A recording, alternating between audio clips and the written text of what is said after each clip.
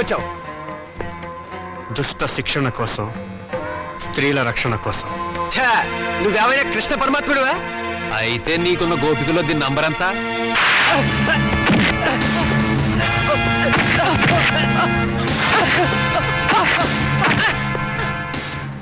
లెక్క పెట్టి నెంబర్ ఎంతో మీరే తెలుసుకోండి.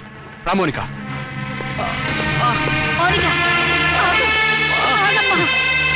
తీసుకెళ్ళి బాబు.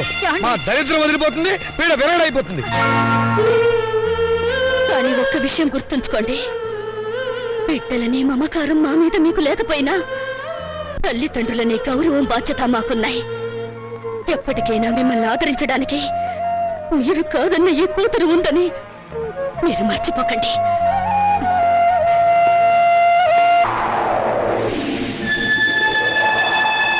నమస్తే బాబాయ్. నోర్మోయ్, ఎవర్రా నువ్వు? ఏ మాత్రం పరిచయం లేకుండా బాబాయ్ అని పిలుస్తావు? పిశాచి వెధవా. పిశాచ, డబ్బు పిశాచ, కామ పిశాచ. రేయ్, ఏంట్రా? ఏం పిచ్చి పిచ్చిగా ఏమైనా ఉందా? పిల్ల రాక్షసుడిలా ఫేసు నువ్వును. రాక్షసుడా, బ్రహ్మ రాక్షసుడా, నరరూప రాక్షసుడా? ఏంట్రా, ఏమిటి నాకే ఎదురు తాళం వేస్తున్నావు? తాళమా? ఆది తాళమా, గాద్రేజ్ తాళమా? ఇదెక్కడి వ్యధం మేడం నాకు? మేళమా? పెళ్లి మేళమా, చావు మేళమా? నేను అందరినీ ఏడిపిస్తుంటే నువ్వు నన్ను ఏడిపిస్తావేంట్రా? నన్ను వదిలేయరా. అది సరే కానీ సార్, జనన మరణ రిజిస్ట్రార్ వారి కార్యాలయము ఎక్కడ సార్? నీకెందుకు సార్? పేరు నమోదు చేయించుకోవడానికి. నేను చచ్చి 10 రోజులైంది.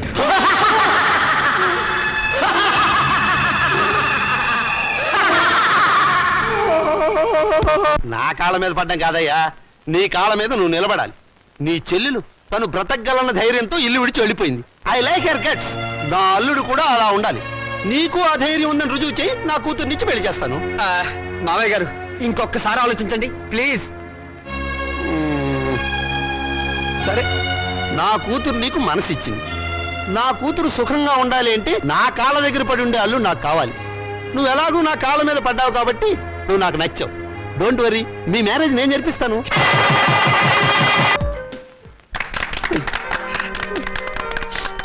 రే బాబాయ్, నేను రిటైర్ అయిపోయిన తర్వాత నన్ను ఎవర్రా తిడతారు? వేరే ఎవరికో ఎందుకు ఇస్తాను రా అవకాశం? ప్రతిరోజు ఆఫీస్ అయిపోయిన తర్వాత నేనే మీ ఇంటికి వచ్చి మరీ తిడతా. అడుగు తక్కువ వెధవా. ఇంకోసారి తిట్టరా. అడుగు తక్కువ వెధవా. నిన్నగాక మొన్న మీరు ఆఫీసులో చేరినట్టుంది. అప్పుడే వయసు అయిందని పంపించేశారేమిటండి? మీకేమన్నా నడువంగిందా, పళ్ళు కదిలాయా? ఈ గవర్నమెంట్ వాళ్ళు మరీ అన్యాయంగా ఉన్నారు. సీత, మన పెళ్ళప్పుడు 2 పేర్ల గొలుసు చేయించమని అడిగావు, గుర్తుందా? మీరు చేయించలేదుగా. ఇప్పుడు చేయిస్తానే, 2 గొలుసులు చేయిస్తాను. నాకు పిఎఫ్ వస్తుంది. ఒక్కటి చాలండి, మరీ ఎందుకు అతిగా? అది కాదే, 15 నాళ్ళు దర్జాగా మెళ్ళ వస్తుంది తిరుగు. కావాలంటే కొడుకులు వేసుకుంటారు మనం పోయాక. అవే మాటలన్నా, మీరు నిండు నూరేళ్ళు బతకాలి. బాధ్యతలు అయిపోయిన వాడిని, ఇక మీకు బరువు అవుతామేమో రా. నాన్న, మీరు మాకు బరువు ఎలా అవుతారు? అలా అనుకుంటే అమ్మ 9 నెలలు మమ్మల్ని కడుపులో భరించగలిగేదా? చూసావా సీత, ఇక మనకి దిగులేందుకే. మనల్ని చంపడానికి వచ్చిన ఎముడికి అడ్డం పడే మగబిడ్డలు ఉన్నారే మనకి. మరి మన మాలతి, మౌనికి వాళ్ళ పేరెత్తితే చంపేస్తా. అదే నాన్న, ఆవేశమే వద్దు. ఈ వయసులో మీకు మనశ్శాంతి కావాలి. అందుకే మీరు అన్ని పుణ్యక్షేత్రాలు తిరగాలని మేము అన్ని ఏర్పాట్లు చేసాం. రేపే మీ ప్రయాణం. తిరుగుతాను రా, ఇండియాలో ఉన్న గుళ్ళు గోపురాలు అన్నీ తిరుగుతాను. మీకోసం, మీ ఆరోగ్యం కోసం, మీ ఆనందం కోసం కనబడ్డ ప్రతి రాయిని మొక్కుతాను రా. రే రాజా, నువ్వు వేళకి భోంచేయాలరా. నీకు అసలు తిప్పులు గుర్తుండవు. అలా ఉంటే ఆరోగ్యం పాడైపోతుంది. జాగ్రత్త. ఏమ్మా, వీడు అసలే బతకస్తుడు. నువ్వు దగ్గర నుండి తిండి తినిపించాలి, లేకపోతే తిండి వీడు. మీరు వెళ్ళమన్నారని వెళ్తున్నాను రా. మిమ్మల్ని వదిలి వెళ్ళటం మాకు ఇష్టం లేదు. నువ్వు పనులని, వ్యాపారం అని అర్ధరాత్రి దాకా ఇంటికి రాకుండా, ఊళ్ళో తిరగకుండా ఏమన్నా 15 ఇంటికి వచ్చి ఫోన్ చేసి టైంకి నిద్రపోవాలి. ఏమ్మా, వీడి సంగతి నీకు తెలుసు కదా. వీడిని నీ చేతుల్లో పెడుతున్నాను, నువ్వే జాగ్రత్తగా చూసుకోవాలి. వస్తానమ్మా. మీ ఆరోగ్యం జాగ్రత్త నాన్న.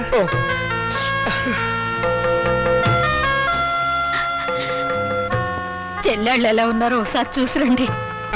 టైం అయిందిరా, వస్తాను. జాగ్రత్తగా ఉండండి. ఏమిట్రా మళ్ళీ పిచ్చి సన్నాసి వీడు అసలే నాన్న వదిలిపెట్టి ఉండలేడు మళ్ళీ 15 రోజుల్లో వచ్చేస్తాం కదా. దీని మీద సంతకం పెట్టండి. ఏమిట్రా ఈ హడావిడి ఇప్పుడు పొద్దు నుంచి ఏం చేస్తాను ఆ పెన్నిటు మేము పెట్టబోయే వ్యాపారానికి మీరు పెట్టుబడి లేని పార్ట్నర్. అది దానికి సంబంధించిన అగ్రిమెంట్. త్వరగా వచ్చేయండి. పెళ్ళే ముందు హడావిడి. చెల్లెళ్ళని ఒకసారి వెళ్ళి చూసిరండి. అలాగేనమ్మా. టైం అయింది త్వరగా పోనేవయ్యా.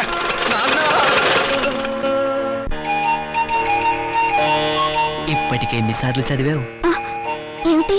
రుక్మిణీ కళ్యాణం? 97 సార్లు. Very good.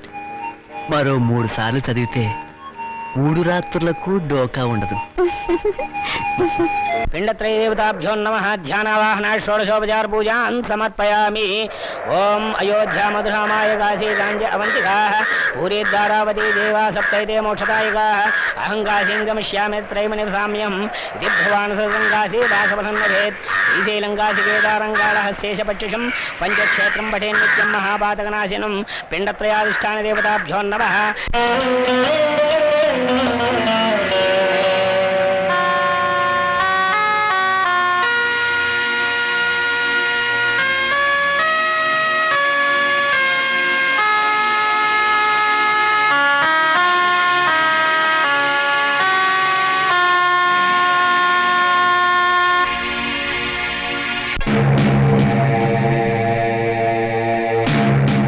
ఆగండి, మీరు లోనకి రాకూడదు. వెళ్ళి డాక్టర్ గారిని కలవండి. అలాగే. ఈ శవాన్ని ఆ శవాల మధ్యన పడుకోబెట్టండి.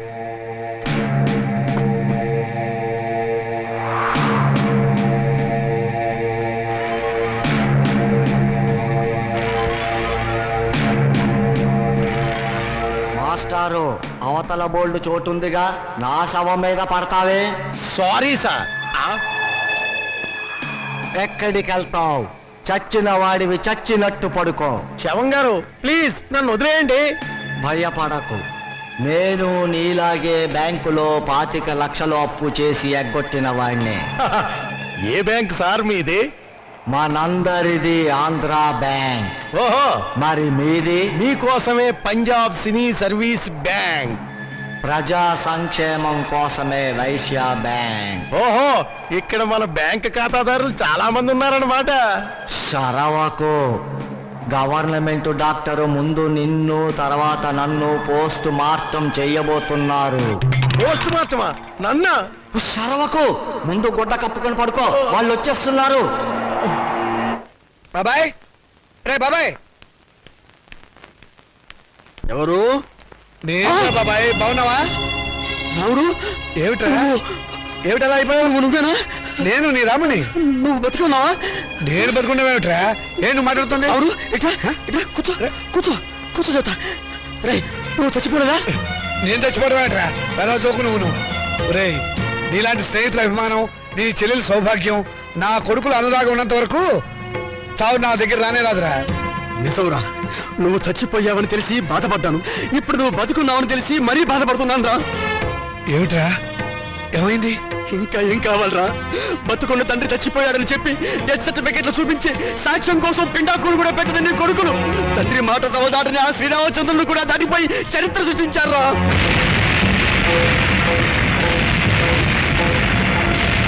నేను చచ్చిపోయాని చెప్పి నా కొడుకులు పిండాకుడు కూడా పెట్టారు. ఇంకా నయం, బతుకుండగా నీకు కూడు పెడతారో లేదో తెలియదు కానీ నీకు పిండాకుడైనా పెట్టినందుకు సంతోషించు. కొడుకులు తలకొరివి పెడతారని, వాళ్ళు నిన్ను ప్రమోషన్ మీద స్వర్గానికి పంపిస్తారని ఇన్నాళ్ళు ఎగిరి పడేవాడివిగా. ఓ వెళ్ళి వాళ్ళు పెట్టిన పిండాకుడు ఎక్కడుందో వెతుక్కొని దాని మీద చిటికని విషం తల్లింపించేయరా. స్వర్గం సంగతి ఎలా ఉన్నా నీకు ఈ నరకం బాధ తప్పుతుందిరా.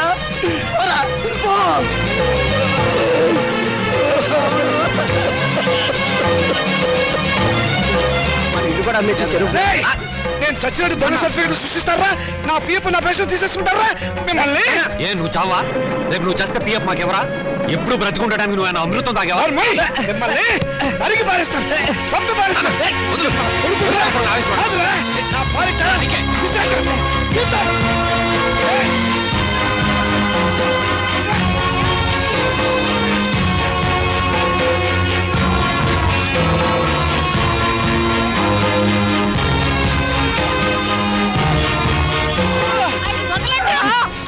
ముసలాడివి నీకే ఇంత ఆవేశం ఉంటే గుర్రాల్లో మాకెంత ఉండాలి? ఎరగబడి కొట్టే చస్తావా నాగం?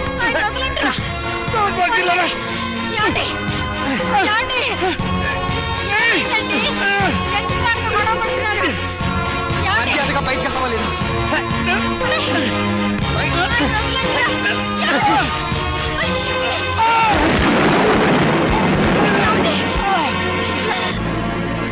దౌర్భాగ్యులారా, ఈయన జీవితం అంతా సంపాదించింది మీకే దారిపోసారు కదరా. ఎందుకురా మీ నాన్నను మోసం చేశారు? లేకపోతే మమ్మల్ని మోసం చేస్తారని. లోకులు కాకులై కూస్తే రేపు మీ మనసు మరి మీ కూతురికి ఆస్తి పంచాలనే ఆలోచన మీకొస్తే మాకు అదేం కావాలి? అందుకనే మిమ్మల్ని కావాలని తీర్థయాత్రలకు పంపించి ప్రపంచం దృష్టిలో మీరు చచ్చారని నమ్మించాం. ఓరి పాపాత్ములారా, అందుక మమ్మల్ని తీర్థయాత్రలకు పంపింది. లేకపోతే తీర్థయాత్రలకు వెళ్ళి పుట్టెడు పుణ్యం మూట కట్టుకొస్తారానా?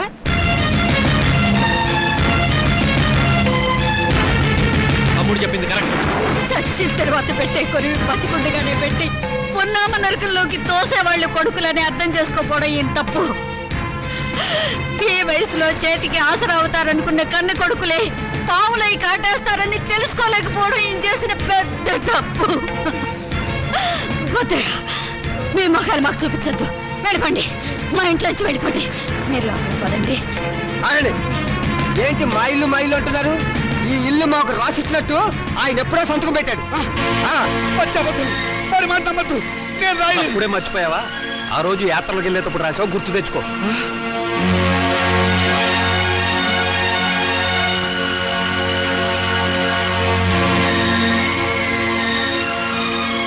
సీత, నీ కొడుకులు పెద్ద కుట్ర చేశారు, నమ్మించి మోసం చేశారు.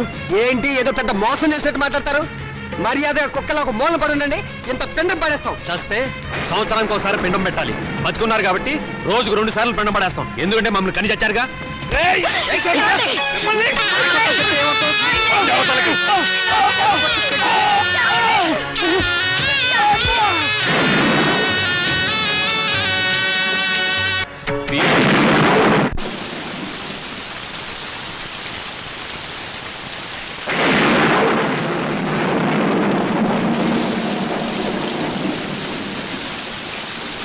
అత్యంతరంగా కొడుకులు వెళ్ళగొడితే అనాథల్లా చెట్టు కింద ఉన్నాం. ఏమిటండి మన బతుకులు ఇలా అయ్యాయి? మనవి బతుకులా? ఇంత దారుణం జరిగిన తర్వాత ఇంకా మనం బతికే ఉన్నాం అనుకుంటున్నావా?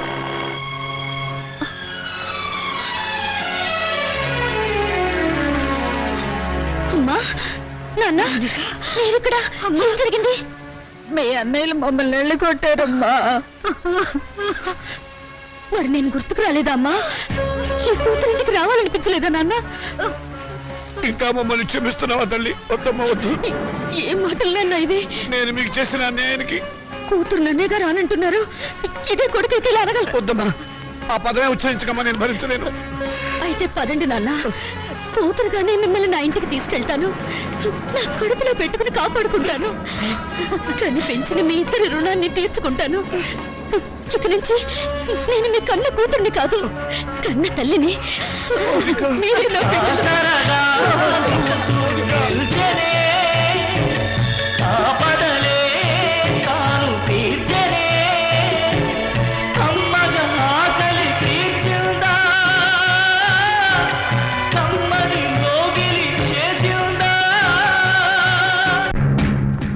బ్యాంక్ వారు చెప్పిన సభ ఇదేనా?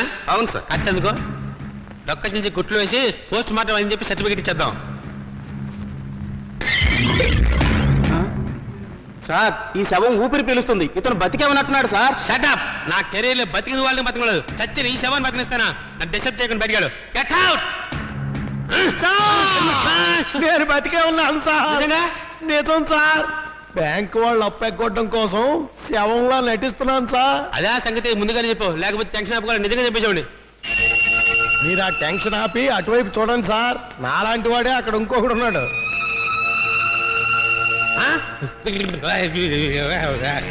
ఏమైంది సార్? అతను చూసి అలా ఉడికిపోతున్నారు. వాడు మంచి కదే బాబు, సొసైటీ పారిపోతుంది శవం. Oh my death! అతను శవం. అయ్యో బాబు!